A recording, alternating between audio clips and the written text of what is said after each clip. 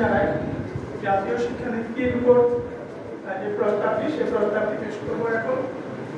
তো জাতীয় শিক্ষানীতি এখানে আছে, দেওয়া আছে যে আমাদের 2020-তে যে জাতীয় শিক্ষানীতি নেওয়া হয়েছে সেখানে শিক্ষাবিদদের সঙ্গে আলোচনা ব্যতীত আমাদের কেন্দ্র রাজ্য উভয়ের যে সম্পর্ক, এই সম্পর্ককে অগ্রাহ্য করে একেবারে একতরফাভাবে এটাকে প্রণয়ন করা হয়েছে। এটা এনসিইআরটি বা এনসিটিই বা এআইসিটি কে তাদের আলোচনা সেভাবে সুযোগ দেওয়া হয়।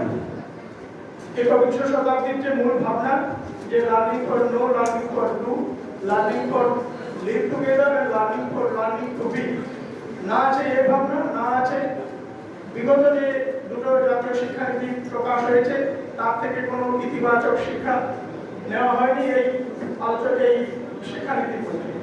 এই শিক্ষানীতির মধ্যে নেওয়া হয়েছে লিবারেল আর্টসের নাম করে নেওয়া হলো কি না, আর উদার যে কলা শিক্ষা সেই কলা শিক্ষাকে করতে গিয়ে ভ্রান্ত নীতিকে নির্ধারণ করা হয়েছে, কিন্তু সেখানে বিজ্ঞান শিক্ষার যে ভূমিকা সেই ভূমিকাকে বাদ দেওয়া হয়েছে। কলেজগুলোকে বলা হয়েছে যে 3000-এর বেশি ছাত্র যদি না রাখা হয় তাহলে তাকে বাদ দিয়ে দেওয়া হবে, তুলে দেওয়া হবে। সেখানে তাহলে আমাদের নতুন ভারত বেরিয়ে আসবে কিভাবে? সর্বত্র সব জায়গা থেকে যদি শিক্ষার আঙিনায় না পৌঁছানো যায় তাহলে কিভাবে হবে? প্রত্যন্ত অঞ্চলগুলি থেকে যেখানে এত ছাত্র সম্ভব নয় যে কলেজগুলোতে আসা, সে কলেজগুলো বেরিয়ে যাবে।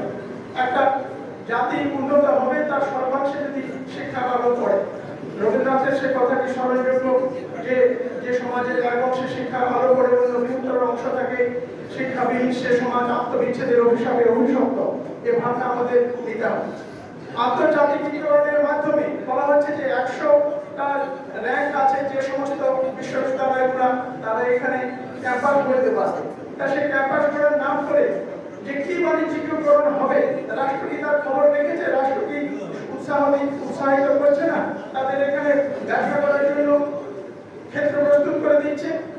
সব থেকে বড় কথা, ভয় লাগে আমাদের দেশ এমনই দেশ যে দেশে একমাত্র যে বিজ্ঞান মানসিকতাকে ধরে রাখার জন্য, বিজ্ঞান মানসিকতা তৈরি করার জন্য আমাদের সংবিধানে প্রস্তাব নেওয়া হয়েছে।